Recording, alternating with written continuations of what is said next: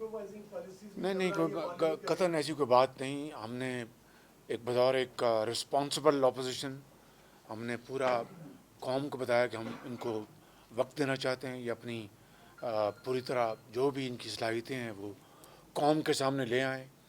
ان کو بھرپور ان کو سپورٹ ملی ان کو، اور اس کے باوجود بھی یہ ناکامی ان کا مقدر ہے.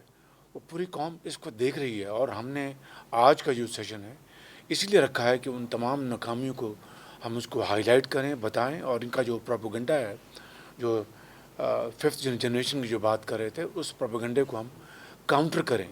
اور پھر جو ہمارے جو آئینی اور قانونی اور سیاسی جو اقدامات ہم فلسطینیوں میں ان کا خون بہتا رہے، معصوم فلسطینیوں کا، اور وہاں پر اسرائیل جو ہے دن رات بوم پھینکتا رہے، اور ماؤں بہنوں کے وہاں پر آنچل پھٹتے رہیں، بچے شہید ہوتے رہیں، اور پاکستان جو کہ کشمیر کے لیے پچھلے 70 سال سے ان کے لیے آواز اٹھا رہا ہے، اور ڈپلومیٹک فرنٹ پر اور پولیٹیکل فرنٹ پر مورل سپورٹ دے رہا ہے، وہ اگر ہم آج فلسطین کے اندر جو خون کی ندیاں بہہ رہی ہیں اور ہم اسرائیل کو تسلیم کر لیں، تو میں سمجھتا ہوں کہ یہ اس سے بڑی اور کوئی زیادتی اور منافقت نہیں ہو سکتی. یہ ممکن نہیں ہے.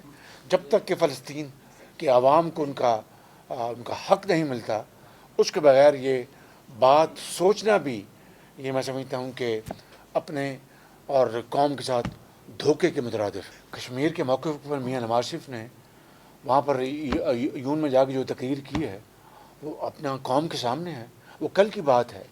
تو یہ جو آپ بات کر رہے ہیں کہ ہم نے کشمیر کوچ کو یعنی سپورٹ نہیں کیا، میں سمجھتا ہوں کہ یہ حقیقت سے ایک انحراف ہے. کشمیر جو حضرت قائد اعظم نے کہا کہ وہ پاکستان کی شہرگ ہے، اور جو کہتے تھے کہ جو مودی کا یار ہے وہ غدار ہے، تو مودی کو ٹیلی فون دن رات کون کرتے رہے؟ یہ حقائق ہیں. میں اس بحث کو مزید اس کو پوائزنس نہیں کرنا چاہتا.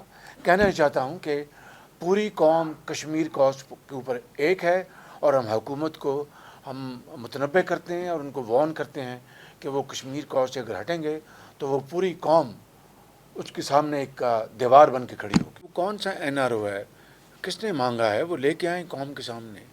جو کمیٹیز بنی اپنا ہاؤس کے لیے، وہ اسپیکر نے میٹنگز اس کو اپنے کنوین کی. یہ مریم صاحبہ نے سارا بتایا ہے.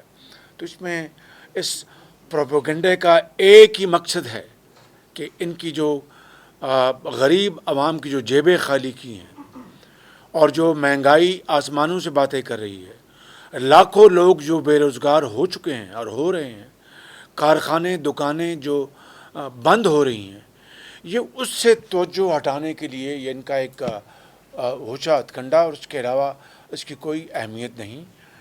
اور میاں صاحب اللہ تعالیٰ ان کو صحت دے، جو ہی وہ صحت یاب ہوں گے اور ڈاکٹرز ان کو وہاں سے اجازت دیں گے، وہ تشریف لے آئیں گے انشاءاللہ.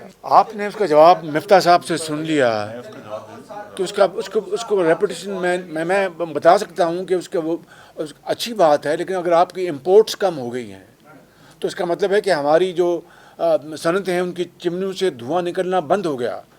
اور اگر امپورٹس آپ کی کم ہوئیں اور ایکسپورٹ میں تو خاطر کا اضافہ نہیں ہوا، تو اس سے اگر آپ کہہ رہے ہیں کہ کرنٹ اکاؤنٹ کم ہوا، تو یہ ایک لحاظ سے تو اچھا ہے، لیکن ملک کی اکانومی کے لیے اچھی بات نہیں ہے. بالکل وزارت عظمیٰ یا اپنا صدارت کے انتخابات کے اوپر جو آپ بات کر رہے ہیں، میں گڑھے مردے یہاں پر نہیں کھودوں گا.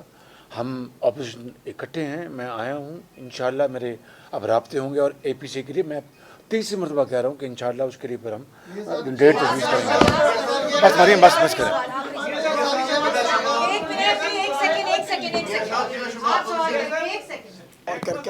نہیں، مجھے انہوں نے پہلے بھی گرفتار کیا، اب بھی لگے ہوئے ہیں. اللہ مالک انشاءاللہ.